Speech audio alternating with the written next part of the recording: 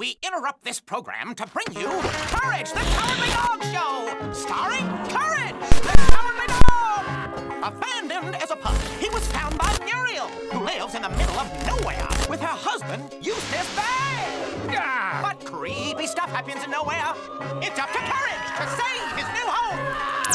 On November 12, 1999 cartoon network ने अपना 8 show premiere किया था जिसका नाम था Courage the Cowardly Dog. Unlike cartoon network के पुराने शोज की तरह करेज एक प्योरली कॉमेडी बेस्ड शो नहीं था। कॉमेडी शो का एक मेन पार्ट था, लेकिन इसमें एक और सेकंड जॉनरा मिक्स था, हॉरर।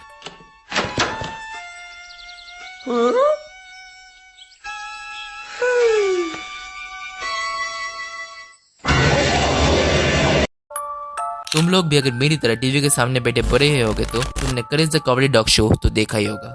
और पर्सनली मुझे ये शो बहुत पसंद था क्योंकि ये सीएन के बाकी शोज के मुकाबले बहुत अलग था बिकॉज ऑफ इस हॉरर एलिमेंट्स। और करेज द कावर्डली डॉग की रेटिंग बहुत सारे थ्योरीज है, जैसे कि करेज एक नॉर्मल डॉग है जो कि अपने हर स्ट्रेंजर्स को मॉन्स्टर की पर्सपेक्टिव से देखता है। एक और थ्योरी है जो बोलता है कि मिडिल ऑफ नोवेयर जहाँ पे करेज और उसके फॉस्टर पेरेंट्स है वो एक्चुअली वॉइड है between the world and another. So अगर ऐसी बात है, let me show you Courage the Cowardly Dog disturbing theories iceberg. और इस आइसबर्ग के अंदर बहुत सारी डरावने एंड हॉरिफिक थ्योरीज है जिनको आज मैं कवर करने वाला हूँ एंड आज बहुत मजा आने वाला है। अगर तुम्हें आइसबर्ग थ्योरीज का कॉन्सेप्ट नहीं पता तो इसमें हम सबसे well known and light topic से सबसे least known and dark topic से जाने वाले जब तक हम सबसे भयानक टॉपिक तक ना पहुंच जाए। सो कमरे की लाइट्स ऑफ कर दो, फोन्स लगा लो, अपने फ्रेंड्स को ला लो, वो दहलीज ला लो, लेकर आ जाओ जो कि तुम्हारे पास नहीं है। So without wasting any more time let's begin with layer 1 now. क्योंकि ये डिस्टर्बिंग थ्योरीज वाला वीडियो है, माहौल को क्यों ना थोड़ा डरावना किया जाए। आइसबर्ग का ये वाला जो पार्ट है ऐसे टॉपिक्स कंसिस्ट करता है जो बहुत इंटरेस्टिंग है, लेकिन उनके बारे में बताने के लिए ज्यादा कुछ नहीं है। बट ये सारे टॉपिक्स बहुत इंटरेस्टिंग है, इसलिए मैंने इनको आइसबर्ग के इस वाले टियर में ऐड करना वर्थ इट समझा। जिस वजह से फर्स्ट है द स्केयर मास्क।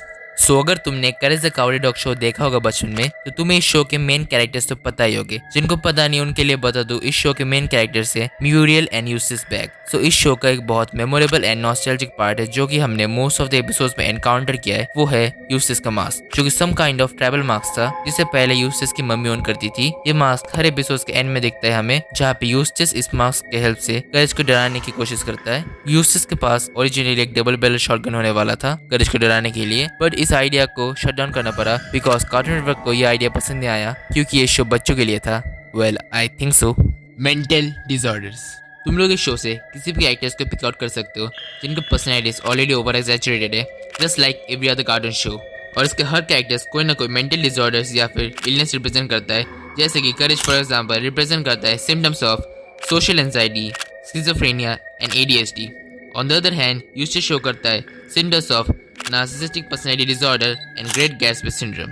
मैं इस वीडियो में हर सिम्टम्स को एक्सप्लेन तो नहीं कर सकता बिकॉज वीडियो ज्यादा लंबी बन जाएगी, बट मैं तुम्हें हर कैरेक्टर्स के सिम्टम्स का लिस्ट दे सकता हूँ, पॉज करके देख लो।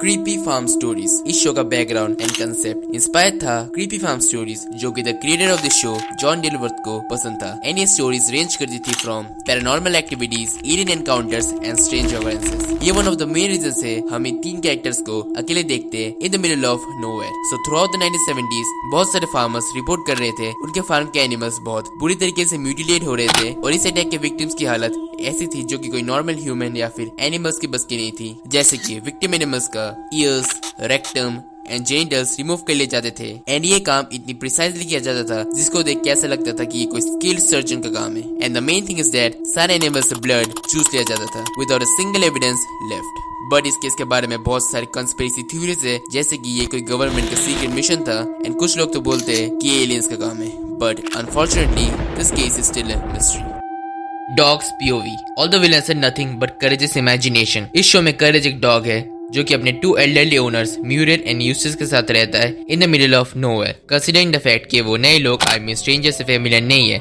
सो ये शो नॉर्मल लाइफ शो करता है through the perspective of courage. Let me explain. अगर तुम्हारे पास कोई डॉग होगा, तुमने नोटिस किया होगा डॉग्स डर जाते हैं एंड डिफेंसिव हो जाते हैं जब कोई अननोन स्ट्रेंजर तुम्हारे घर घुसता है। बेसिकली इस थ्योरी के हिसाब से जब कोई अननोन आदमी करेज के घर घुसता है तो करेज सबसे वर्स्ट थिंग्स इमेजिन करता है जो वो स्ट्रेंजर्स कर सकते हैं। दैट्स व्हाई म्यूरियल एंड यूस्टस हमेशा चिल रहते हैं, एंड मेरे ख्याल से ये वाला थ्योरी बहुत ही ज्यादा सेंस बनाता है क्योंकि आफ्टर ऑल करेज एक छोटा सा डॉग है जिसके पास बहुत ही ज्यादा सैड है। Barbara, my love was named, and her fair hair, our mane untamed. until one evening, I'm ashamed, I got a little naughty.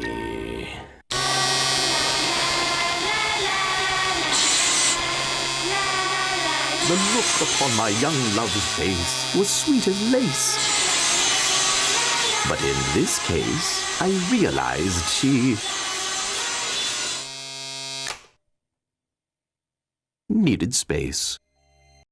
Owners are dead. So Courage the Cowardly Dog season 1 के last episode the great फुजिली में हमें ये दिखाया गया कि करेज उसके owners Muriel and यूसिस के little purpose के साथ खेल रहा होता है. So according to this theory Courage के ओनर्स मर गए एंड उनके मरने के बाद करेज पागल हो जाता है एंड उसके बाद करेज के साथ जो भी इंसिडेंट्स होते हैं वो सिर्फ करेज के इमेजिनेशन है. एंड हमें इस एपिसोड में ऐसा दिखाया गया कि करेज उसके ओनर्स के पर्पस कंट्रोल कर रहा होता है एंड वो अपने ओनर्स का रोल प्ले करता है. फॉर एग्जाम्पल वो यूसिस का स्केयर मास्क वाला रोल प्ले करता है एंड देन वो डरने की एक्टिंग करके म्यूरियल के लैब के ऊपर सो जाता है. एंड ये एपिसोड एंड होता है करेज saying The things I do for love. Real life inspiration. तो बहुत लोगों को ये वाला थ्योरी पहले से पता होगा बट जिनको पता नहीं उनके लिए एक short demonstration. So nearly 60 years ago in El Paso, Texas, एक elderly ordinary couple William Patterson and Margaret Patterson अचानक से गायब हो गए on March 6, 1957. And according to their पड़ोसी, Mr. Patterson बहुत mean and unfriendly किस्म के आदमी थे, just like Eustace. And Mrs. Patterson बहुत kind and friendly थी, just like Muriel. And और भी बहुत सारी सिमिलर चीजें, इसलिए लोग इस केस को Courage the Cowardly Dog show से रिलेट करते हैं. And इस केस के रिलेटेड भी बहुत सारे theories है like alien abduction, कुछ eyewitness बोलते हैं ये कपल किडनैप हो गए थे एंड कुछ बोलते हैं ये स्पाइस थे जिनका मिशन कंप्लीट हो गया था एंड देन वो डिसअपीयर हो गए. एंड इस केस के बारे में बहुत कुछ बताने के लिए लेकिन अब मैं पूरा केस कवर नहीं कर सकता वरना वीडियो 3 घंटे लंबी बन जाएगी. बट इस केस के इन्वेस्टिगेशन में सिर्फ उनका डॉग मिला था एंड पैटरसन कपल ने एक बार रिपोर्ट किया था कि उन्होंने एक स्किन वॉकर को एनकाउंटर किया था. एंड अगर तुम्हें पता नहीं कि स्किन वॉकर क्या है वो तो वीडियो में आगे पता चलने वाला है. एंड अगर तुम्हें इस केस के ऊपर एक डिटेल वीडियो चाहिए let me know in the comments. But unfortunately this case remains an unsolved mystery. Courage's parent. Courage the कॉवरली dog show season 4 के 13 एपिसोड में जब करेज एक मिसिंग डॉग्स का लिस्ट देखता है तब हमें करेज के पास्ट का एक फ्लैशबैक देखने को मिलता है जहाँ पे एक एविल वेटरनेरियन करेज के पेरेंट्स को आउटर स्पेस भेज देता है एंड वो वेटरनेरियन करेज को भी पकड़ने की कोशिश करता है लेकिन करेज एक वेंट की मदद से वहां से भाग जाता है एंड देन वो अपने पेरेंट्स को आखिरी बार देखता है. आफ्टर दैट म्यूरियल आती है एंड करेज को अपने घर पे लेके जाती है. सो ये एपिसोड rather डिप्रेसिंग था क्योंकि ये एक डॉग के पॉइंट ऑफ व्यू को शो करता था कि कैसे एक डॉग अपने पेरेंट्स से अलग हो गया for a scientist stupid research. जब मैच हो रहा था तब मेरे को ये एपिसोड समझ में नहीं आया था बट मैंने अब जब ये एपिसोड को दूसरी बार देखा I literally felt bad for courage. Layer 1 के बाद बारी है लेयर 2 की. सैडल. आइसबर्ग का ये वाला लेयर कंसिस्ट करता है करेज द कॉवरली डॉग शो के disturbing episodes. Before we dive into this layer एक छोटी सी बात, मैं इस लेयर में हर एपिसोड्स का एक ब्रीफ डिस्क्रिप्शन देने वाला हूँ क्योंकि अगर पूरा एपिसोड एक्सप्लेन करने बैठा तो बहुत टाइम लग जाएगा. सो ज्यादा बोल बचन ना करके let's dive into this layer जिसमें से फर्स्ट है हेड्स ऑफ बीफ. इस एपिसोड में होता कुछ जैसा है. म्यूरियल अचानक से बीमार हो गई एंड देन वो डिनर बनाने से इनकार कर देती है. आफ्टर दैट यूसिस एंड करेज एक रेस्टोरेंट में जाते हैं कॉल्ड बर्गर्स रियली चीप. वह रेस्टोरेंट में एंटर करते ही करेज एंड यूसिस को एक आदमी मिलता है जो बर्गर खा रहा होता है एंड तभी करेज की मुलाकात होती है रेस्टोरेंट के ओनर जीन बॉन से. तब वो आदमी जो बर्गर खा रहा होता है जीन बॉन से वॉशरूम का डायरेक्शन पूछता है एंड देन वो वॉशरूम जाता है. फिर करेज एंड यूसिस अपना ऑर्डर देते हैं लेकिन करेज बहुत ज्यादा सस्पिशियस हो जाता है क्योंकि वो बर्गर खाने वाला आदमी वॉशरूम से बाहर नहीं आ रहा होता है एंड करेज बहुत ज्यादा पैरानॉइड हो जाता है जब वो उस जेंटलमैन का फेस अपने बर्गर पे देखता है. देन करेज यूसिस को वार्न करता है बट एज ऑलवेज यूसिस करेज का बात नहीं सुनता है एंड देन करेज वो डोर के पास जाता है जहाँ से वो आदमी घुसा था एंड आफ्टर दैट करेज जब वो उस रूम में घुसता है तब वो जीन बॉन और उसके वाइफ का कन्वर्सेशन सुनता है करेज एंड यूसिस को लेके जहाँ पे जीन बॉन की वाइफ जीन बॉन से बोलती है उसने बहुत दिनों से क्यूट डॉग्स नहीं खाए. Yes cute dogs. After that Courage Jean Bon की वाइफ का एक शैडो देखता है जहाँ पे वो उस बर्गर खाने वाला आदमी का हेड खा लेती है एंड देन करेज वो बेसमेंट से भाग जाता है. फिर करेज यूसिस को मारने की कोशिश करता है वहां से जाने के लिए बट यूसिस बीइंग यूसिस करेज की बात नहीं मानता है एंड देन करेज अकेली वहां से भाग जाता है दौड़ते हुए. एंड अब मैं सिर्फ एक ही चीज बोलना चाहता हूँ जीन बॉन की वाइफ चाइनीज थी. Here's a little dog you wanted. What a cute little dog. I could just eat him up. Next is harvest moon. So actually the spirit of the harvest moon एक demonic spirit होता है जो कि Muriel and यूसिस के घर में appear होता है। एंड दोस्त हु डोंट नो, यूसिस एक फार्मर है जो कि फ्रस्ट्रेटेड हो गया था क्योंकि उसका फार्म इनकैपेबल था लाइफ सपोर्ट करने के लिए। एंड देन यूसिस एक अजीब सा मंत्र स्पेल करता है जिसके बाद वो spirit of harvest moon appear होता है। पहले वो स्पिरिट यूसिस एंड म्यूरियल को अपना घर छोड़ने के लिए बोलता है but they refuse. Then spirit उनको 10 मिनट्स देता है एक प्लान ग्रो करने के लिए बट यूसिस मना कर देता है। एंड देन स्पिरिट रूम का टेम्परेचर बढ़ा देता है। उसके वजह से पूरा रूम मेल्ट होना स्टार्ट करता है इंक्लूडिंग यूसिस एंड म्यूरियल। एंड देन हमारा शेर दिल करेज यूसिस के पसीने की मदद से एक प्लान को ग्रो करता है। यस, तुमने सही सुना, पसीने की मदद से। ऑल्दो ये कैरेक्टर क्रीपी था बट ये इविल नहीं था। एंड मैंने इसको आइसबर्ग के इस वाले पार्ट में रखा है क्योंकि मैं इससे बचपन में बहुत डर गया था। वो एक बॉडीलेस हॉरिफिक एंड सफेद भूत से तो कोई भी बच्चा डर ही जाएगा।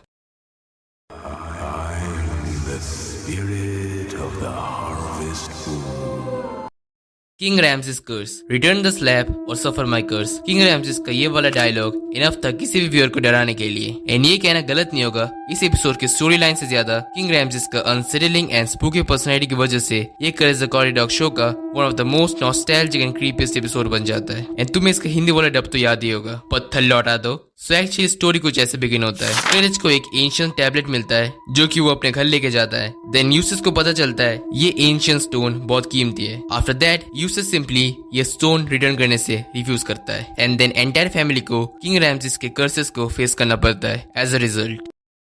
Return the slab. What? Return the slab or suffer my curse.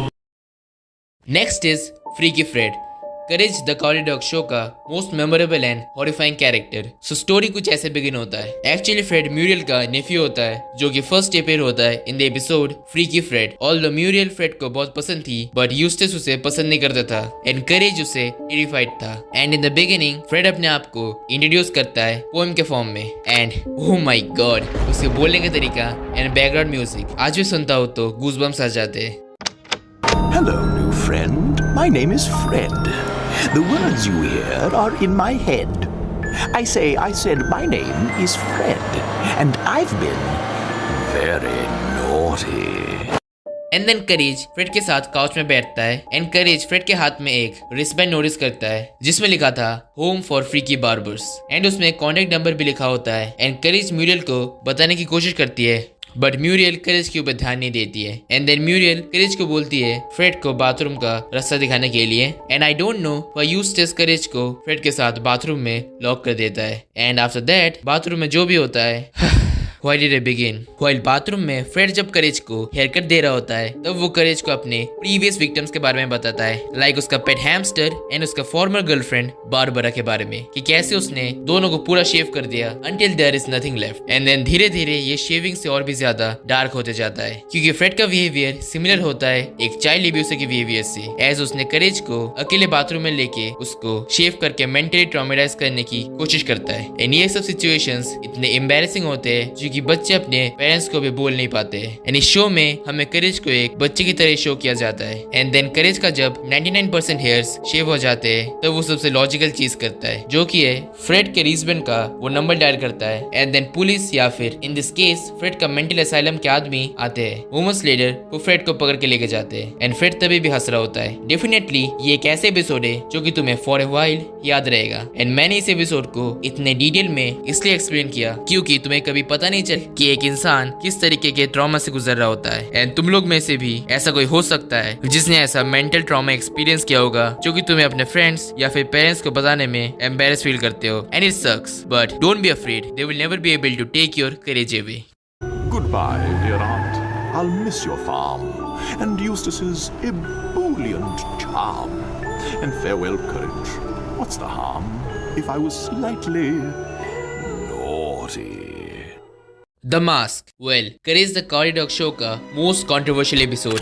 ये एपिसोड इतना कंट्रोवर्शियल इसलिए है क्योंकि ये शो करता है themes of misandry, prostitution, domestic violence and even लेकिन हमें ये डायरेक्टली एपिसोड में शो नहीं किया जाता है। ऑब्वियसली किसी चिल्ड्रन शो में ये डायरेक्टली शो करना पॉसिबल नहीं है, बट हमें ये सारे थीम्स मेटाफोरिकली शो किए जाते हैं एंड ये डायरेक्टली शो नहीं किए जाते हैं। दैट्स व्हाई ये एक थ्योरी है। बट ये एपिसोड में ऐसा होता क्या है? सो एपिसोड कुछ ऐसे बिगिन होता है। करेज घर के बाहर सो रहा होता है एंड एक मिस्टीरियस व्हाइट फिगर करेज को आके बेरहमी से मारना शुरू करती है एंड देन म्यूरियल उस मिस्टीरियस फिगर को घर में खाना खाने के लिए बुलाती है एंड देन वो मिस्टीरियस फिगर अपना नाम बताती है किटी। यहाँ पे वो अपना करेंट सिचुएशन के बारे में बताती है कि कैसे उसका बेस्ट फ्रेंड बनी एक गैंगस्टर डॉग के प्यार में पड़ जाता है। इन अनदर वर्ड्स उसका बेस्ट फ्रेंड एक एब्यूसिव रिलेशनशिप में है एक डॉग के साथ जो कि उसको स्लेव की तरह ट्रीट करता है एंड देन किटी जब उसकी बेस्ट फ्रेंड को बचाने की कोशिश करती है तब वो डॉग किटी को मारने की धमकी देता है। सो किटी को फोर्सफुली उसका घर एंड बेस्ट फ्रेंड को छोड़ना पड़ता है। फिर यूसिस एक जोक मारता है, Take that mask off, you might see better. फिर किटी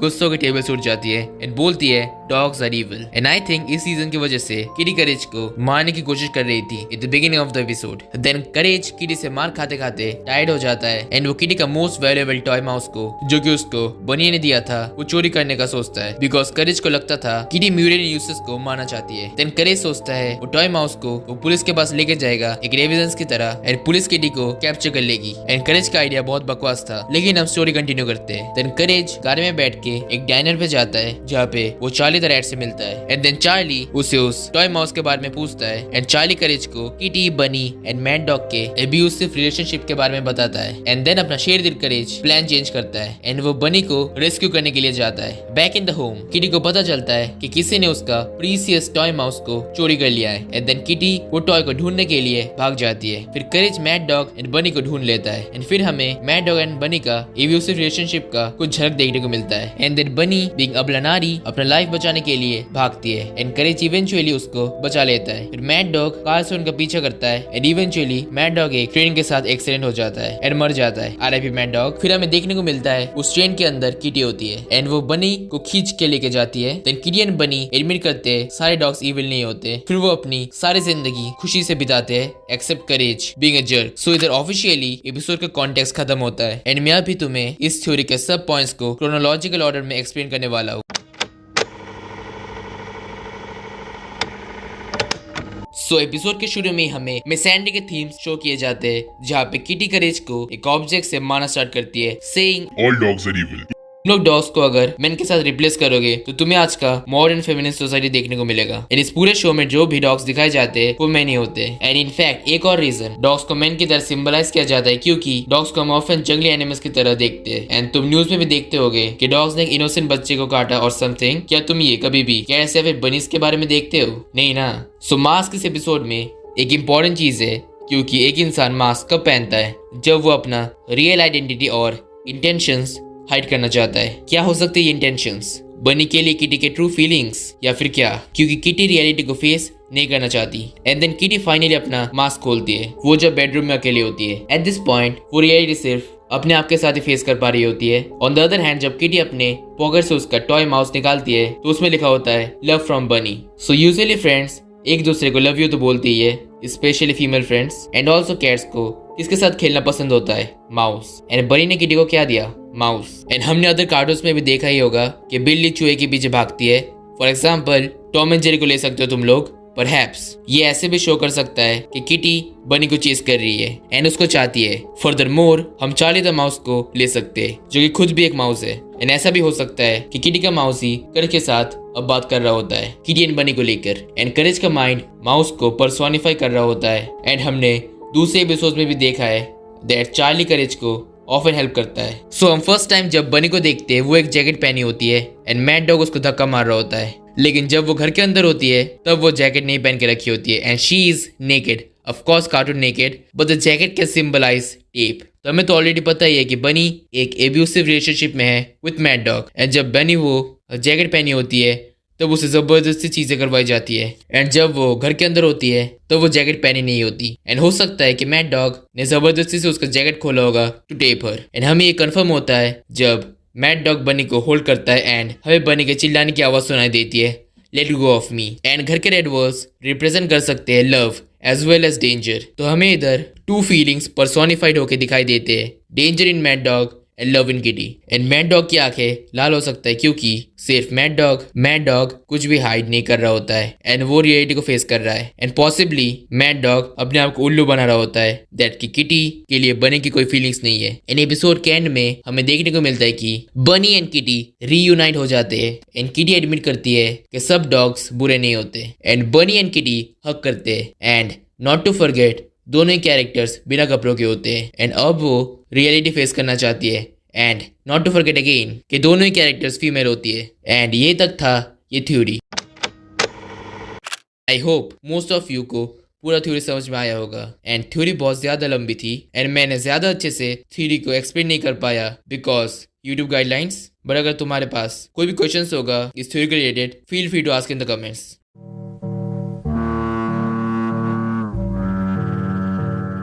वेल लेयर 2 के बाद बारी है लेयर 3 की, bottom of the iceberg. Okay, इस लेयर में Courage the cowardly dog show के मोस्ट डिस्टर्बिंग थ्योरीज कंटेन करते हैं जिन्हें देखने के बाद तुम सब सोच में पड़ जाओगे कि ये सब रियल है या फिर fake. So before we dive in, warning, जो टॉपिक्स मैं डिस्कस करने वाला हूँ वो बहुत horrifying, graphic and gruesome materials contain करते हैं। So let's begin with our first entry, the legend of New Mexico skinwalker. So actually skinwalker एक टाइप का विच होता है जिसके पास एबिलिटी होता है टू टर्न, पोजेस और disguise themselves as an animal. And ये स्किनवॉकर ई नाल्द लूशी के नाम से भी जाना जाता है बाय द नवाहो ट्राइब्स। तो स्किनवॉकर बनने के लिए एक पर्सन को मोस्ट इविल डीड्स करना पड़ता है like killing of a family member, most often siblings. So ये डिस्गस्टिंग रिचुअल करने के बाद माना जाता है वो इंडिविजुअल सुपरनैचुरल पावर्स एक्वायर करता है like powers of shape shifting. So transform होने के लिए वो एक एनिमल को मारता है एंड उसका स्किन पहन लेता है। And skin walkers also humans को भी पोजेस कर पाते हैं अगर तुम उसके आंखों में आंखें डाल के देखो तो। And skin walkers mind read कर सकते हैं, किसी पर्सन का थॉट कंट्रोल कर सकते हैं एंड डिजीज या फिर डेथ कॉज कर सकते हैं। एंड अगर तुम नवाहो पीपल या फिर न्यू मेक्सिको रेजिडेंट्स को स्किन वॉकर के बारे में पूछोगे तो वो तुम्हें कोई ठीक ठाक जवाब नहीं देंगे, जैसे कि उनको कुछ पता ही नहीं है स्किन वॉकर्स के बारे में। ओनली जब तुम्हें उनके साथ अच्छी जान पहचान होगी तभी वो तुम्हें स्किन वॉकर्स के स्टोरीज के बारे में बताएंगे जो कि ऑलमोस्ट हर नवाहो पीपल के पास होती है बिकॉज ये अनवाइज होता है किसी भी स्ट्रेंजर्स को स्किन वॉकर्स के बारे में बताना, क्योंकि कोई ट्रेल्स स्किन वॉकर्स को अट्रैक्ट कर सकते हैं और उनको ऐसा भी लग सकता है कि वो खुद एक स्किन वॉकर से बात कर रहे हैं। तुम कभी भी इसके बारे में श्योर नहीं हो सकते। सो ओके, न्यू मेक्सिको के स्किन वॉकर्स के साथ curries the cowardly dog show का क्या रिलेशन है ये तुम सोच रहे होगे ना। वेल, एक इमेज सर्कुलेट हो रहा था जो कि क्लेम करता है कि curries the cowardly dog show एक ट्रू स्टोरी पे बेस्ड है। So the middle of nowhere एक एक्चुअल प्लेस है जो कि लोकेटेड है न्यू मेक्सिको में। सो एल्डरली कपल्स जो उस हाउस को ओन करते थे विद देयर डॉग एक बार रिपोर्ट किया था कि उन्होंने एक क्रिएचर को देखा था। रिपोर्ट करने के बाद वो फैमिली डिसअपियर हो गए थे अंडर स्ट्रेंज सर्कमस्टेंसेस। ओनली उनका डॉग मिला था। ओके, तो तुम इसे डिसमिस कर सकते हो एक क्रीपी पास्ता या फिर अर्बन लेजेंड और समथिंग समझ के, लेकिन things gets interesting after looking into the story a bit more. Truth और कॉन्सिक्वेंसेस। सो वो हाउस क्लेम है जो कि लोग Courage the cowardly dog show के हाउस से कंपेयर करते हैं, वो एक रियल लोकेशन है in a town called Truth और Consequences in New Mexico. Yes, ये टाउन का असली नाम है। वेल, टाउन का पॉपुलेशन रफली अराउंड 6000 के आसपास है एंड ये ऐसा फील कराता है कि असली में ही मिडिल ऑफ नोवेयर है। And to make matters even worse, इस टाउन में सीरीज ऑफ ग्रूसम मर्डर्स होते हैं जिसमें से कुछ उस घर में ही होते हैं। डेविड पार्कर रे, also known as the toy box killer, because वो एक सॉलिड ब्लॉक रखता था विक्टिम्स के हेड के ऊपर जब तक वो विक्टिम्स को टॉर्चर करके मार न लेता था। डेविड कंफर्म था of kidnapping, sexually assaulting and murder 3 children, but survive victims के अकॉर्डिंग डेविड पार्कर के विक्टिम्स अराउंड 40 to 60 पीपल है। सो डेविड पार्कर रे ट्रूथ और कॉन्सिक्वेंसेस में गया था आइसोलेटेड हाउस ढूंढने के लिए जो कि दूर है from the rest of the society जो कि ये टाउन है। सो डेविड डिस्गाइज होता था फैमिलीज का ट्रस्ट गेन करने के लिए जो कि वो नेक्स्ट अटैक करने वाला होता है। वेल, फैमिलीज का ट्रस्ट गेन करने के लिए वो इन 3 स्ट्रेटजीज में कोई एक यूज करता था। Using a soft story, sympathy जीतने के लिए, and to enter the house, tricking the family with promises of fame or money, और cutting off the phone line and फिर ऑफर करता था रिपेयर करने के लिए। आफ्टर उसका क्राइम्स वेल नोन होने लगा, ट्रूथ और कॉन्सिक्वेंसेस के लोग जस्टिस के लिए डिमांड करने लगे। ऑल्दो इस केस के रिलेटेड ज्यादा विटनेसेस नहीं थे एंड ना के आसपास पुलिस फोर्स। इन ऑर्डर क्या हुआ था एक्सप्लेन करने के लिए बहुत लोकल्स ने डेविड पार्कर के केस को रिलेट करते हैं न्यू मैक्सिको के स्किन वॉकर एनकाउंटर्स के साथ। एंड दोनों ही केसेस में स्ट्राइकिंग सिमिलरिटीज थी, like stalking and disguising as others, victims को ल्यूर करने के लिए। बट असल में क्या हुआ था एंड कैसे ये करेज द कॉरी डॉग शो से रिलेट करता है? वेल, अगर हम डेविड पार्कर रे की विक्टिम्स का ट्रस्ट गेन करने का स्ट्रेटजीज को देखते हैं तो करेज द कॉरी डॉग शो का कनेक्शंस बहुत ऑब्वियस हो जाता है। सो हमने शो के विलेंस को इन सारे टैक्टिक्स को यूज करते हुए देखा है, especially sob story and delusions of fame and money.